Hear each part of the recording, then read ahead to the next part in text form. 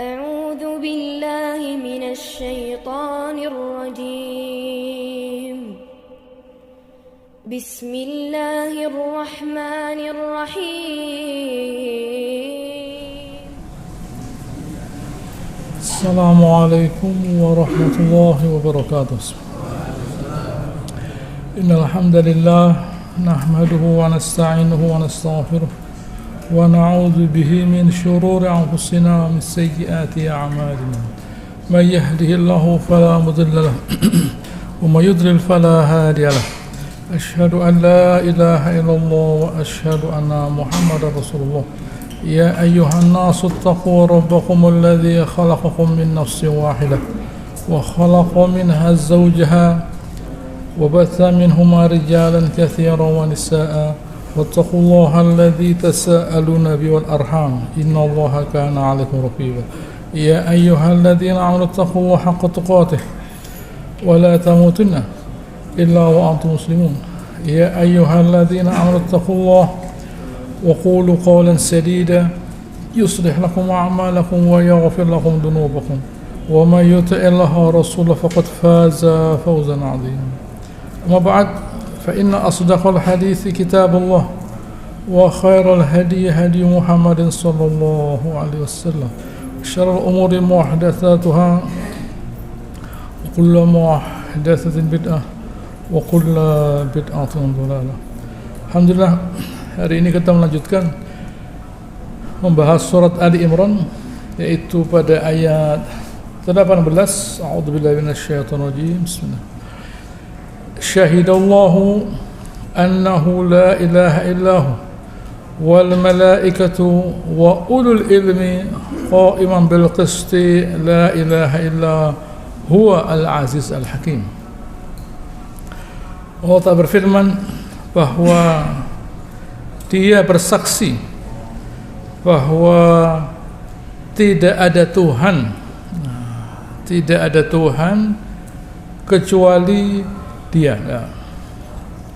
Ceritanya, sebelum saya bahas isinya, Al-Baghawi membawa cerita bahwa ada dua orang Nasara dari Najran. Mereka itu pendeta tentunya. Ada yang berkata dari Syam. Waktu mereka keduanya melihat Madinah, yang satu berkata kepada yang lainnya, oh ini kan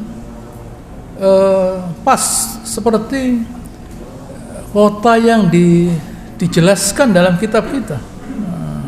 Kota yang kita lihat sekarang ini, kota Madinah ini, ciri-cirinya sama dengan yang ada dalam kitab kita. Yaitu kota yang akan muncul Nabi akhir zaman padanya. Jangankan nabinya, kotanya ada. Jangankan nabinya, sifat nabinya, sifat kotanya ada. Bukan sifat nabinya saja, sifat kotanya ada. Begitu. Lalu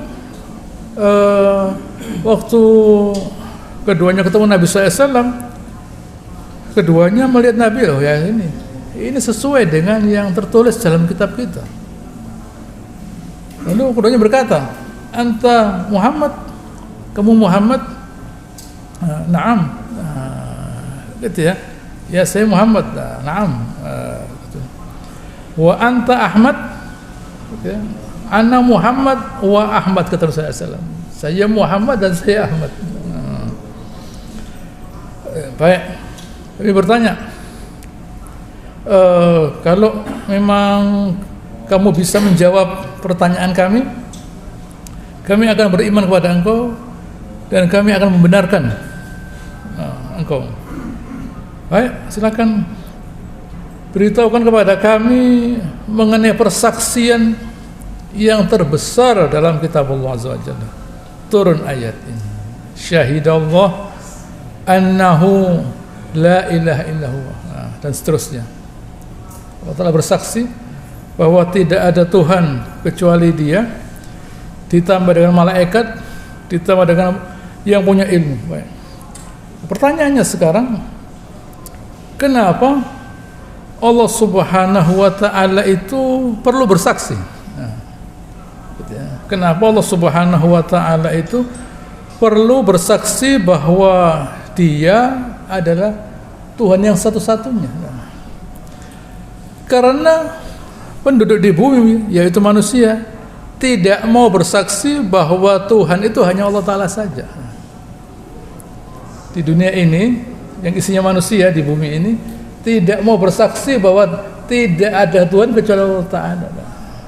Jadi Allah Ta'ala bersaksikan bahwa saya adalah Tuhan yang tidak ada Tuhan kecuali saya, ditambah dengan yang tahu. Siapa yang tahu kalau Allah Ta'ala itu Maha Esa, tunggal? Ya malaikat.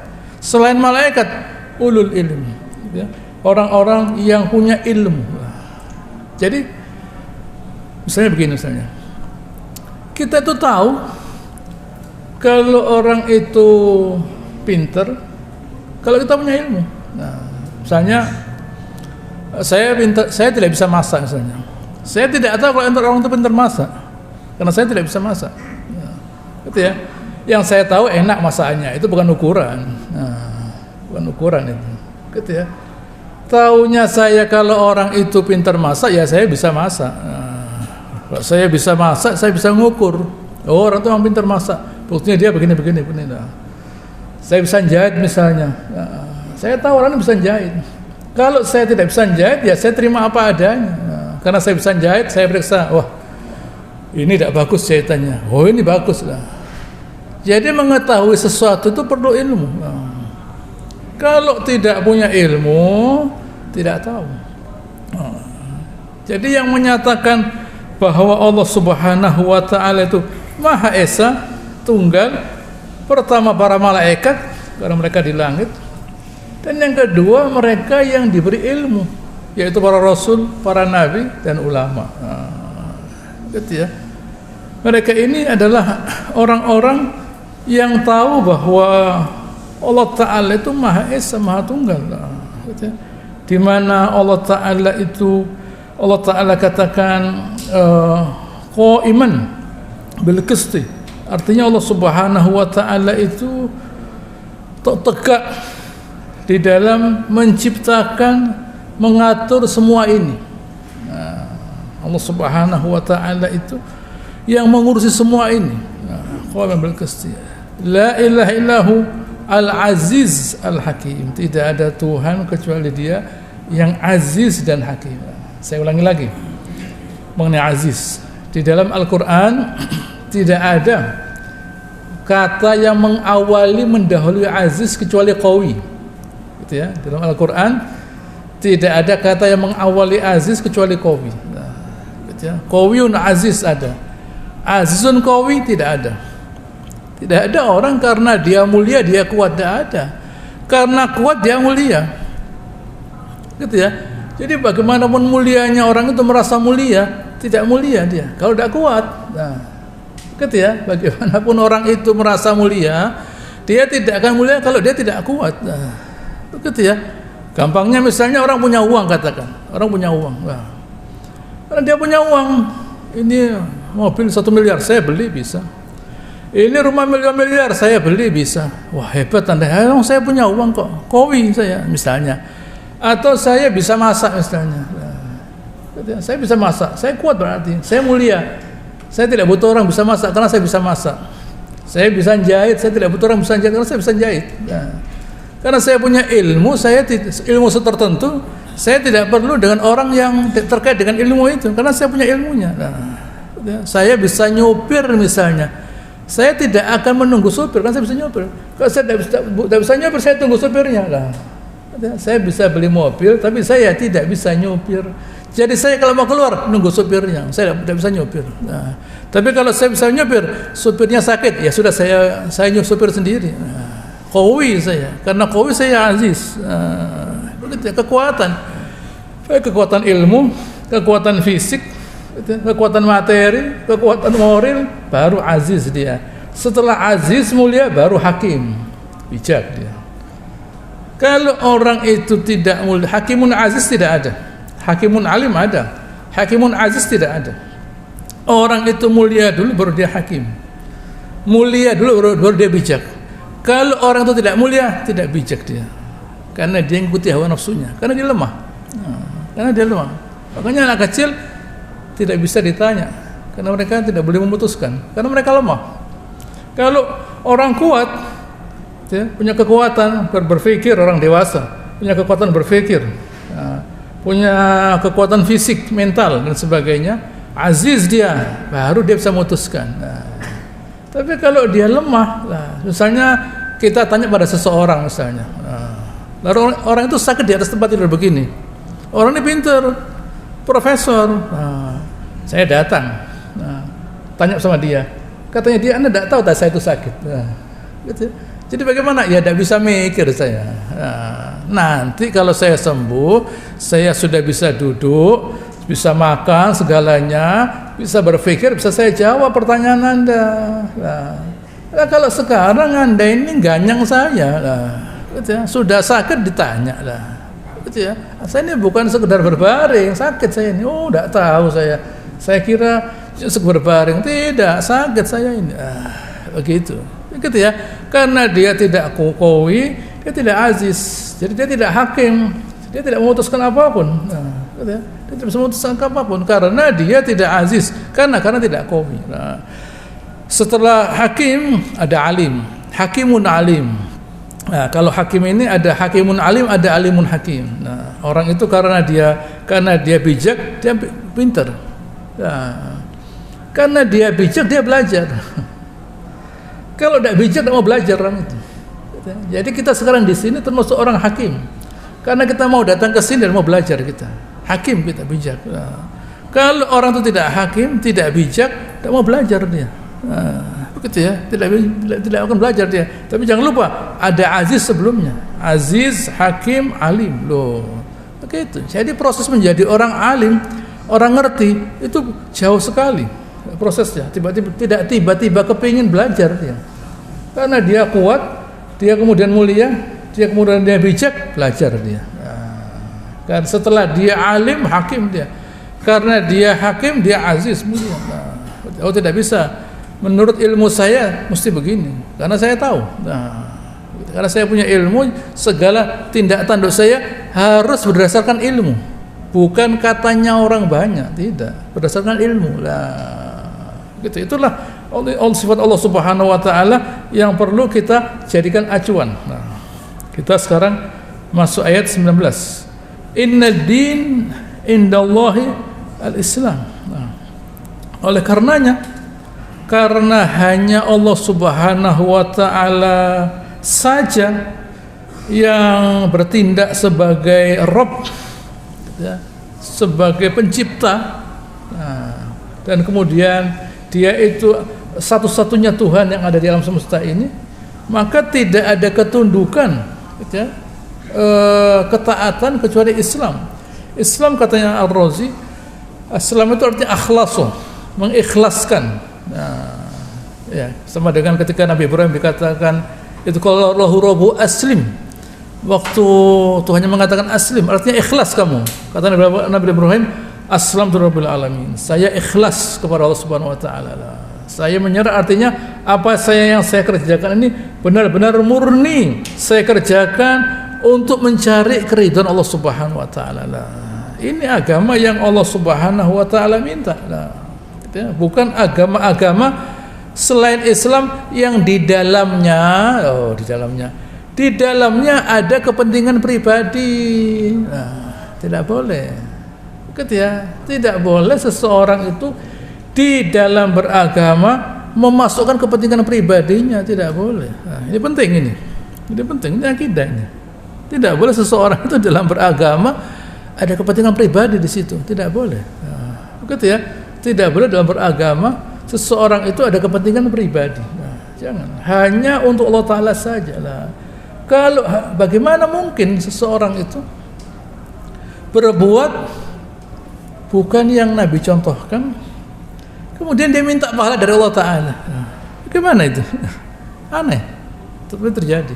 Bagaimana mungkin ada seseorang dia berbuat bukan seperti yang Nabi SAW contohkan, lalu dia minta pahala pada Allah Ta'ala? Tidak, bagaimana itu? Benar? Tidak benar. Gitu ya. Dia berbuat karena Allah Ta'ala yang Nabi contohkan. Karena itu pesan dari Allah Subhanahu wa taala. Kemudian dengan cara itu dia mengharapkan pahala dari Allah Ta'ala, mengharapkan ridhonya Allah Ta'ala, mengharapkan rahmat Allah Subhanahu wa taala. Ini Islam namanya. Ini Islam. Oleh karenanya pula mengapa Allah Ta'ala ngasih musibah kepada kita, penderitaan, tantangan dan sebagainya.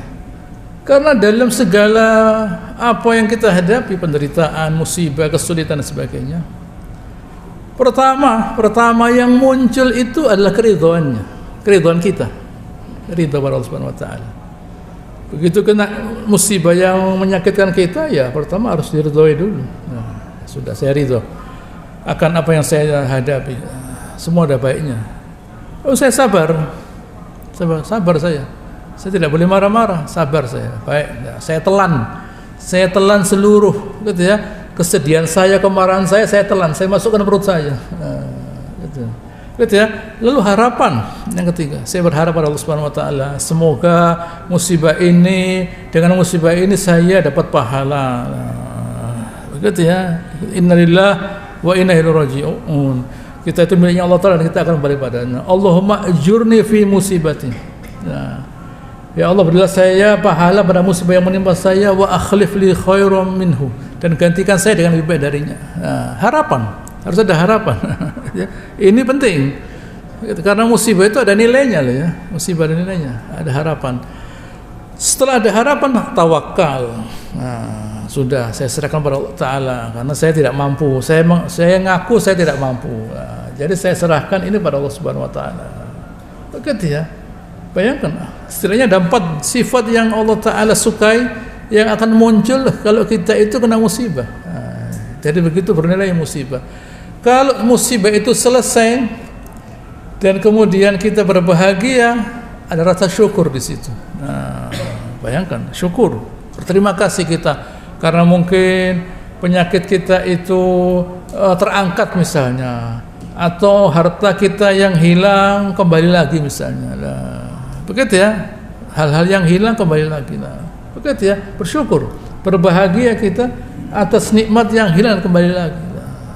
Begitu ya, sebagaimana Nabi Ayub, Allah Ta'ala gantikan, gitu ya, gantikan anaknya yang hilang diganti dengan anak yang baru, dengan pada istri yang sama. Begitu diganti Allah Subhanahu wa taala. Tapi yang penting musibah itu membuat beliau menjadi lebih dekat kepada Allah Subhanahu wa taala, dan oleh karenanya semua manusia, gitu ya, semua manusia, gitu ya, kebanyakan manusia pasti Allah Ta'ala kasih cobaan, khususnya orang beriman saja yang bisa mendapatkan manfaat dari musibah-musibah yang menimpa dia. Ini namanya Islam. Jadi Islam itu tidak hanya lalu yang penting loh saya itu kan sudah beribadah loh ya, saya itu ke masjid, saya baca Al-Quran, saya berzikir, kok saya diberi musibah? Ya kenapa? Lah orang itu siapa orang itu? Anda sebutkan namanya. Anda tunjuk mana ada orang yang tidak kena musibah lah. Coba Anda tunjuk mana orang yang tidak ada kesulitan dalam hidupnya. Pasti semua orang ada kesulitan dalam hidupnya. Begitu ya. Pasti semua orang ada kesulitan. Jangan kita merasa sendiri. Ya, jangan kita kalau orang itu kaya ya sudah mana. Mari kita nyambangi orang yang kaya barangkali. Anda tanya, banyak musibahnya, banyak, cobaannya banyak, pikirannya banyak. Begitu ya, pikirannya banyak. Karena dia pun ya tentu sebagai manusia banyak tantangan lah. Jadi jangan mengukur bahwa kebahagiaan itu karena banyaknya ini dan itu, tidak. Begitu ya, baik.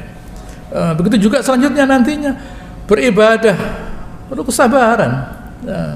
Beribadah di kegelapan malam, gitu ya, sholat isya, sholat subuh, gitu ya, basyiril masyain, gitu ya, fi dhulam binurit tam yaumil qiyamah, kata Rasulullah SAW, berikan berita gembira kepada orang yang berjalan di kegelapan malam dengan cahaya yang terang di akhirat nanti, di hari kiamat.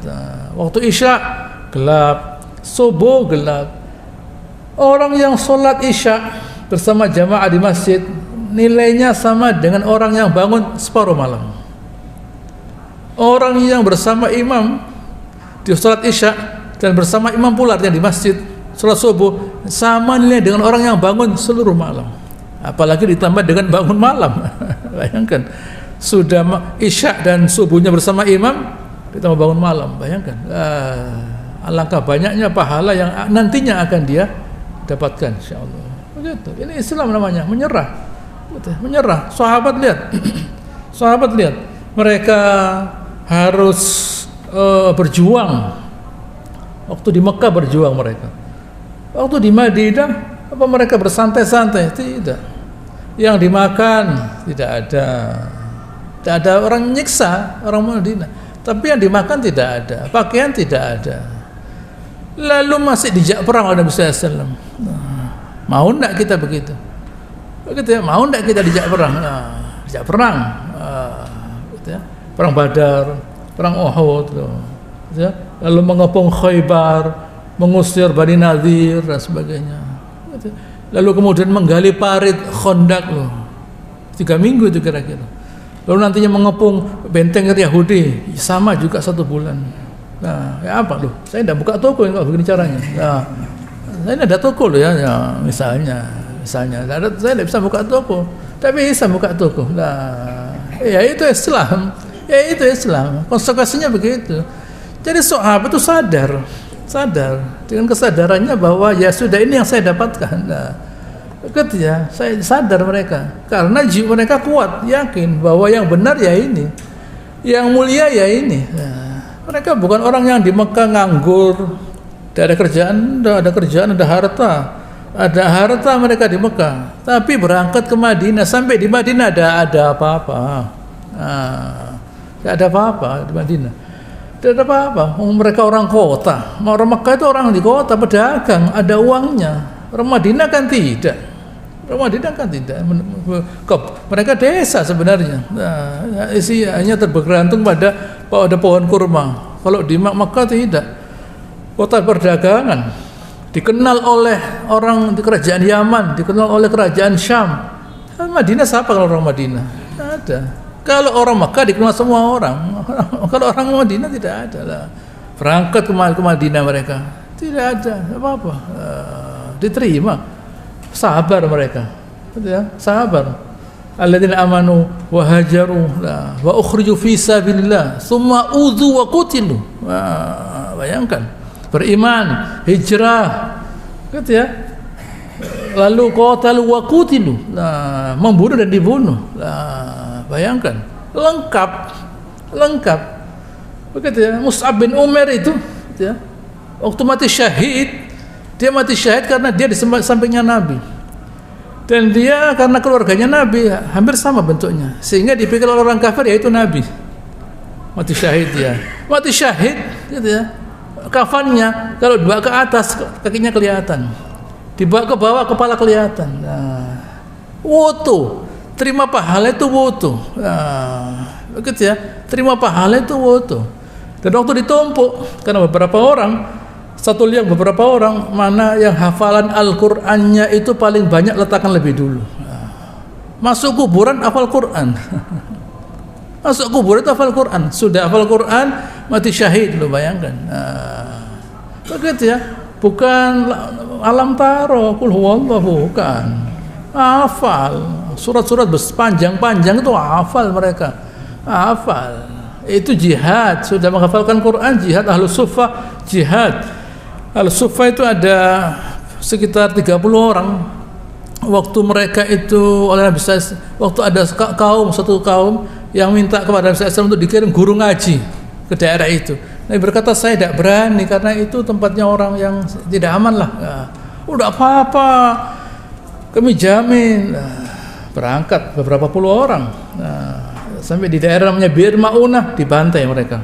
Tinggal 2 orang yang selamat. 2 orang ini kemudian dijual ke orang Quraisy.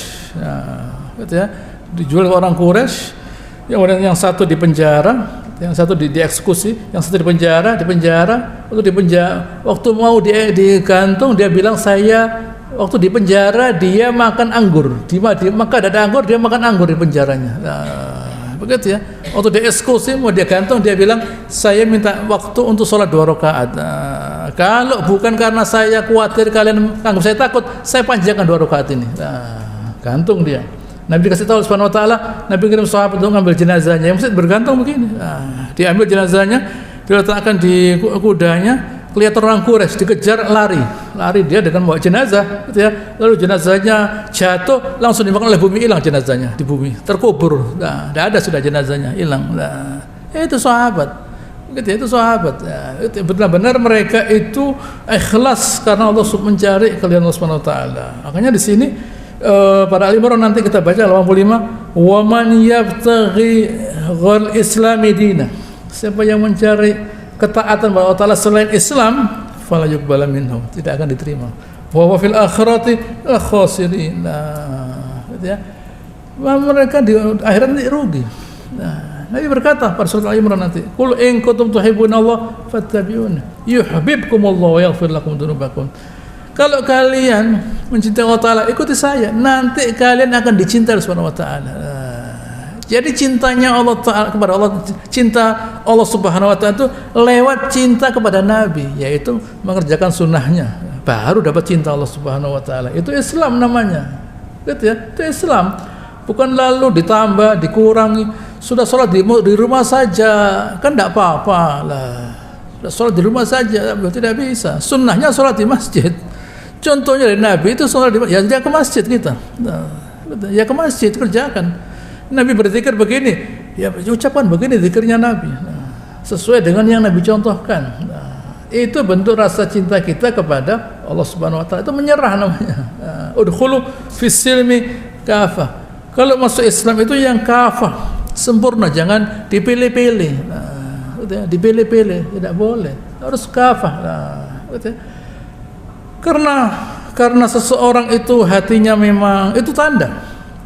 Jadi kalau seseorang itu memang hatinya memang ingin mentaati Allah Subhanahu wa taala, tercermin dari seluruh perbuatannya itu sesuai dengan yang Nabi contohkan.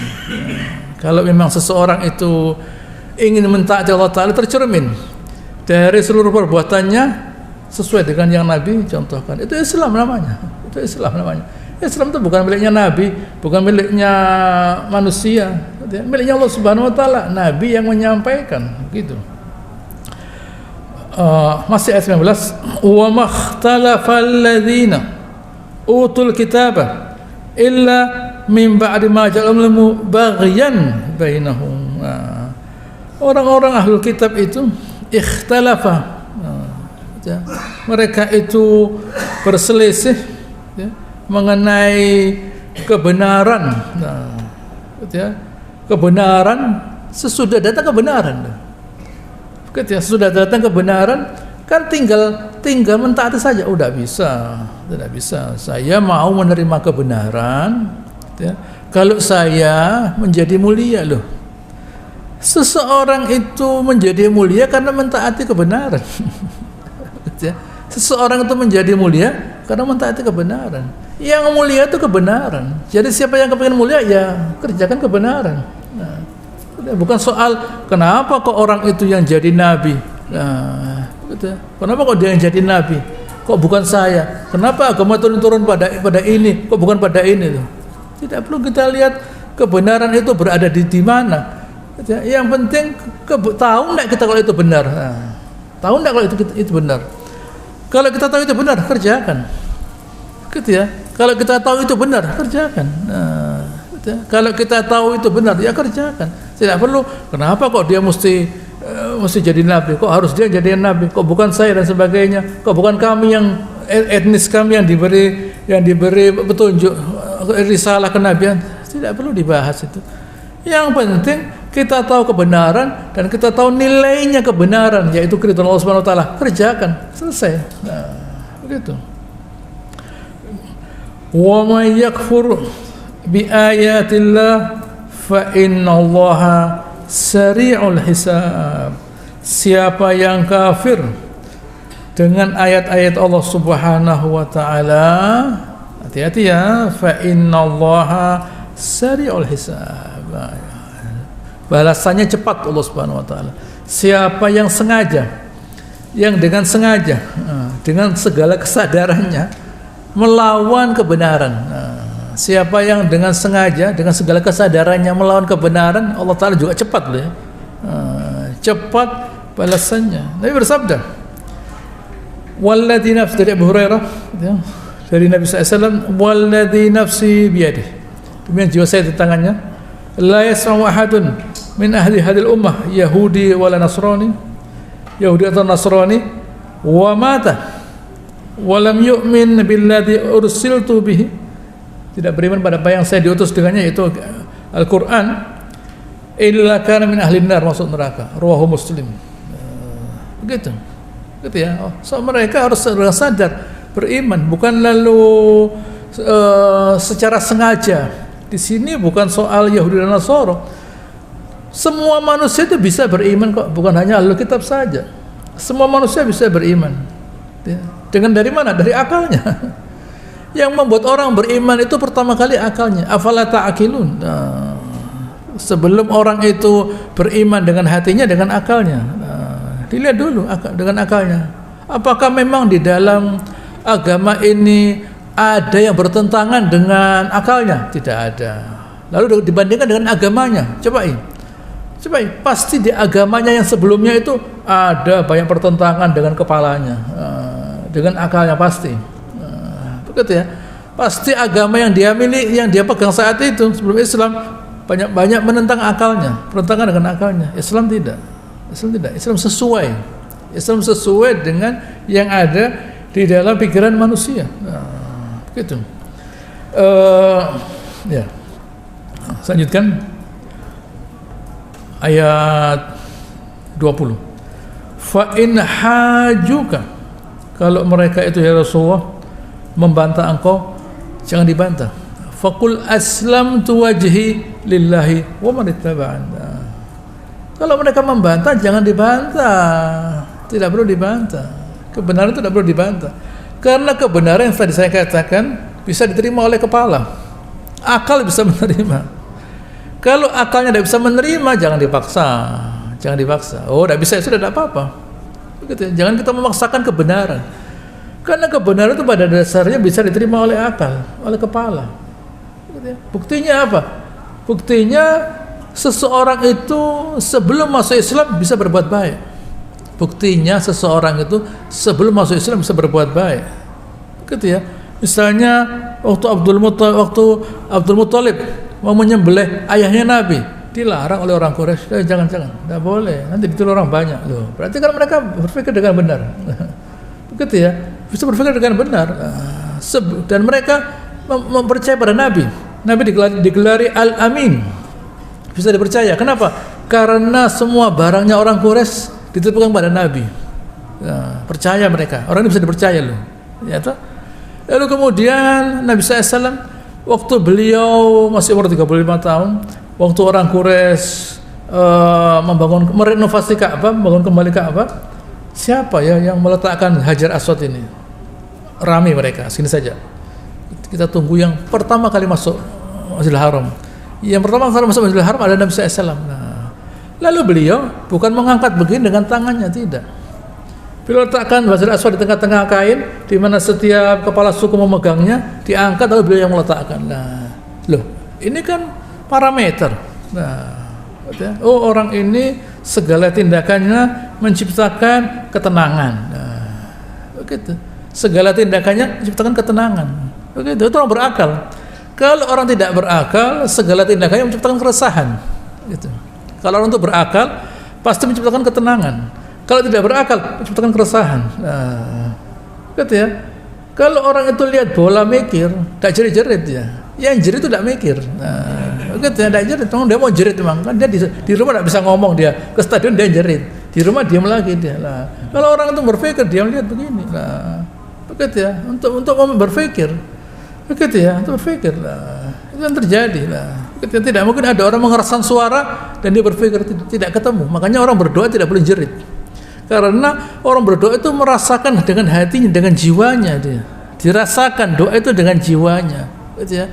Bukan dengan nafsunya, dengan jiwanya. Jadi dia tidak akan bisa mengeraskan suaranya. Dia merendahkan dirinya, memohon, kok bisa mengeraskan? Tidak mungkin. Begitu. Itu yang terjadi. Wa qulil ladzina utul kitab wal ummiyin. Katakan Tawarkan kepada orang-orang ahli kitab dan al-ummiyin yang tidak bisa membaca, yang tidak terima kitab, yaitu orang musyrik. Aslamtum? Nah, apakah mau masuk Islam, mau menyerah? Nah, loh.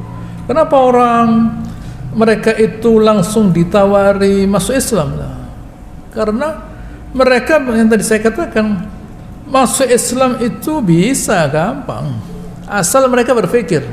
Selama seseorang itu meninggalkan hawa nafsunya untuk berpikir, bisa masuk Islam dia.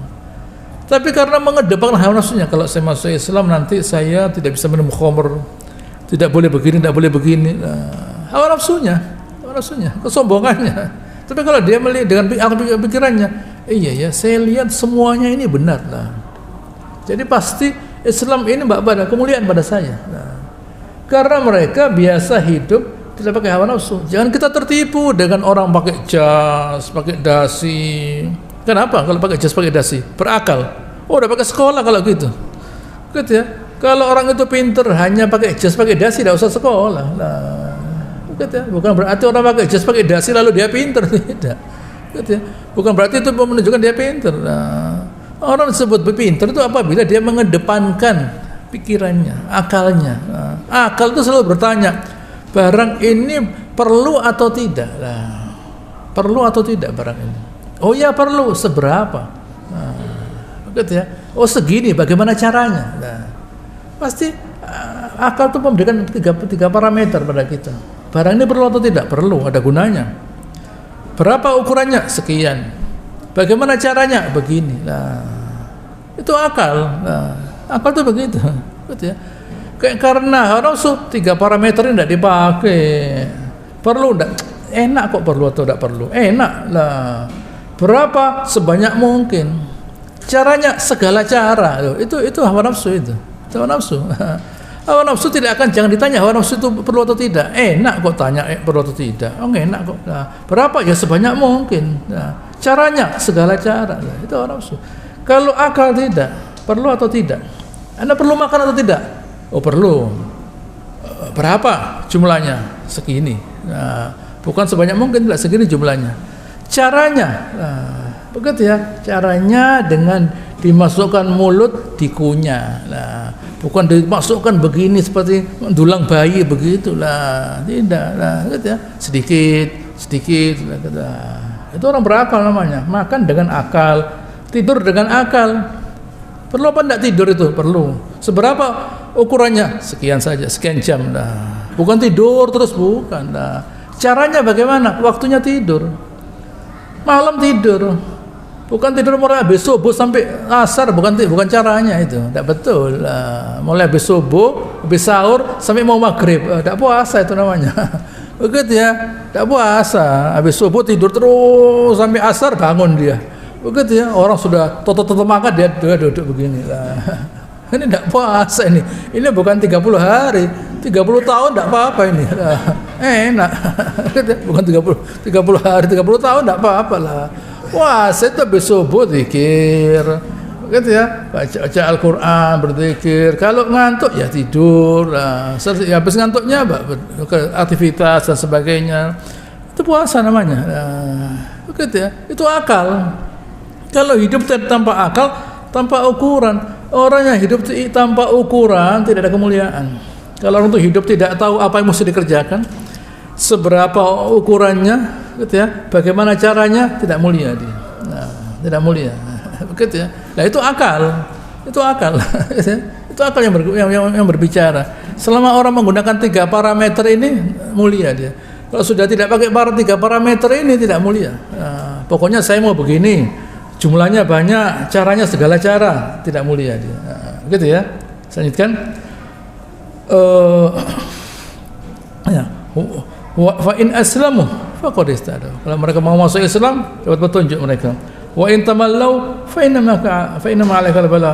Kalau mereka tidak mau, tugasmu ya Rasulullah hanya menyampaikan saja, bukan memberi petunjuk. Nah, petunjuk itu dari Allah Subhanahu wa taala. Yang milih seseorang dikasih petunjuk itu Allah Ta'ala. Wa huwa a'lamu biman ihtada wa huwa a'lamu bil muhtadin. Dia yang tahu siapa orang yang pantas dapat petunjuk. Nah, gitu ya. Dia yang tahu siapa orang yang pantas dapat petunjuk. Begitu ya. Dia yang tahu siapa yang pantas dapat petunjuk. Nah, begitu ya. Bukan hanya petunjuk saja. Ada harta, Allah Ta'ala tahu orang ini bisa dikasih harta. Begitu ya. Ada orang yang bisa dikasih anak 1. Ada yang 5 anaknya. Ada yang 10. Tidak apa-apa. Nah, kemampuan setiap orang berbeda. Allah Ta'ala yang tahu orang ini bisa saya kasih begini. Nah, petunjuk juga begitu.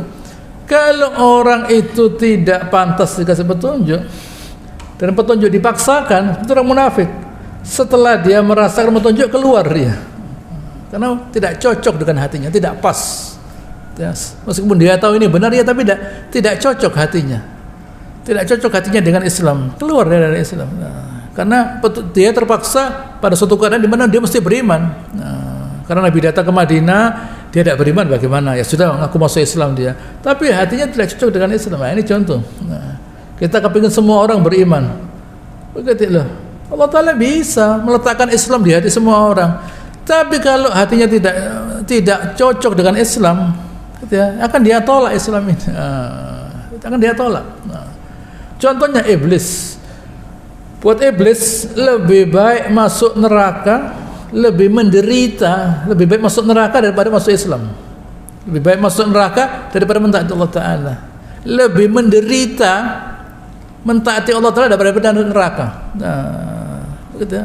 Menurut iblis lebih menderita mentaati Allah Ta'ala daripada masuk neraka. Nah, andaikan masuk neraka lebih menderita, mentaati Allah Ta'ala dia terpaksa, tapi tidak apa-apa. Nah, tapi buat iblis tidak, lebih menderita mentaati Allah Ta'ala lah. Jadi kita jangan heran kenapa ya orang kafir itu kok mau masuk neraka loh. Karena buat orang kafir lebih menderita sholat daripada neraka. Nah, bagaimana mereka itu dikasih minum nanah kok mau? Nah, kok mau dikasih minum nanah? Loh, buat mereka lebih baik masuk neraka daripada mentaati Allah Ta'ala. Begitu. Itu orang kafir, tidak berakal. Tidak berakal. Allah Ta'ala katakan tidak berakal. Nah, kalau orang berakal tidak. Ya memang Islam ini berat. Harus ibadah, harus begini. Tetapi bagaimanapun beratnya Islam, lebih berat masuk neraka lah. Ya sudah, saya taati Allah Subhanahu Wa Ta'ala. Jadi taati. Nah, bukan berarti lalu seperti mereka, seperti iblis, lebih baik masuk neraka daripada mentaati Allah Ta'ala, lebih menderita mentaati Allah Ta'ala daripada di neraka. Ya dia melawan Allah Subhanahu Wa Ta'ala akhirnya. Nah. Wa in tawallaw fa inna ma qala wallahu basirun bil ibad. Nah, lihat di sini. Allah Subhanahu wa taala itu melihat, basir bil ibad. Allah Subhanahu wa taala melihat semua hamba-hambanya. Kalau kita tidak melihat hambanya, tidak tahu kita, Allah Ta'ala tahu. Ayat 21. Innal ladzina yakfuruna bi ayatillah wa yaqtuluna nabiyyin bighairi haqq. Mereka-mereka yang tidak mau beriman tadi, apa kerjanya mereka? Yakfuruna bi ayatillah, kafir dengan ayat Allah Subhanahu wa taala.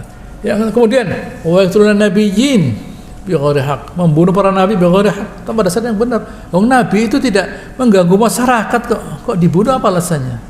Andaikan para nabi itu meresahkan, misalnya meresahkan, dakwahnya itu membuat orang saling bermusuhan misalnya, tidak ada. Nah, misalnya Nabi berdakwah, kemudian yang beriman bermusuhan, tidak ada. Gitu ya.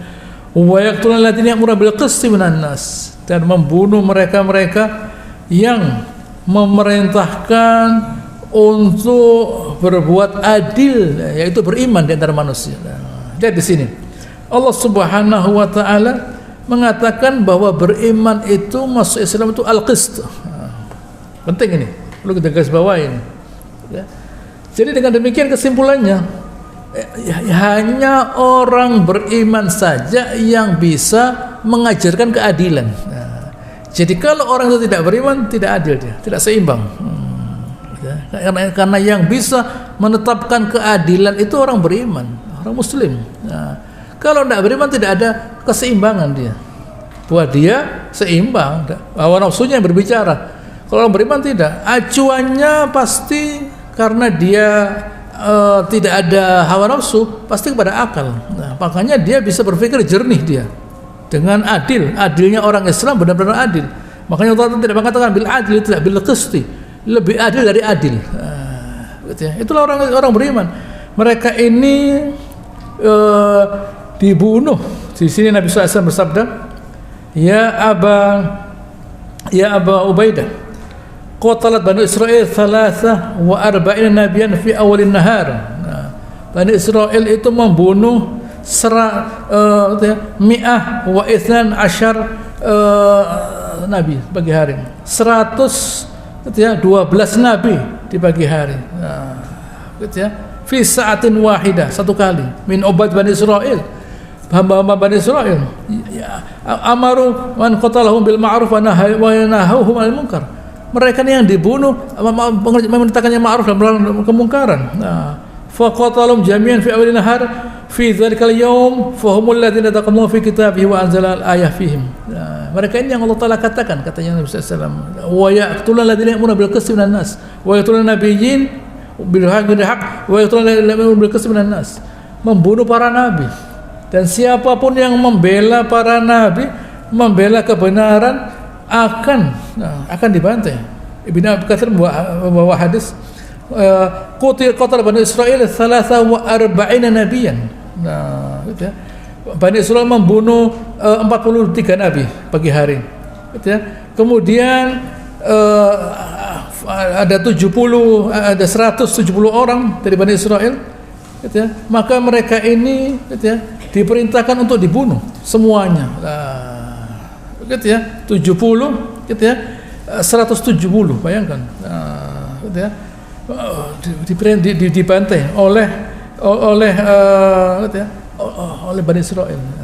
Gitu ya, ini yang Nabi jelaskan kepada sahabat. Ibnu Mas'ud membawa cerita qatalat Bani Israil 300 nabi fi awlin nahar. 300 nabi, tentu jumlahnya macam-macam ya. Jumlahnya macam-macam. Tidak penting jumlah itu, tapi yang penting banyak. Jumlahnya banyak. Begitu ya, pembantaian. Begitu ya, pembantaian massal, bukan orang biasa, para nabi. Jadi yang dibantai oleh Bani Israel itu bukan Bani Israel dibantai, tidak. Bani Israelnya pun kalau macam-macam mengajarkan kebenaran akan dibantai oleh Bani Israel. Itu sudah menjadi sifat mereka. Itu bisa saya sampaikan. Insyaallah akan saya lanjutkan pada pertemuan yang akan datang. Allahumma shalli ala Muhammad wa ala ali Muhammad kama shallaita ala Ibrahim wa ala ali Ibrahim innaka Hamidum Majid. Wa barik ala Muhammad wa ala ali Muhammad barakta ala Ibrahim wa ala ali Ibrahim innaka Hamidum. Subhanakallahumma rabbana wa bihamdika nasyhadu an la ilaha illa anta nastaghfiruka wa natubu ilaik wa akhiru da'wana alhamdulillahi rabbil alamin. Assalamualaikum warahmatullahi wabarakatuh.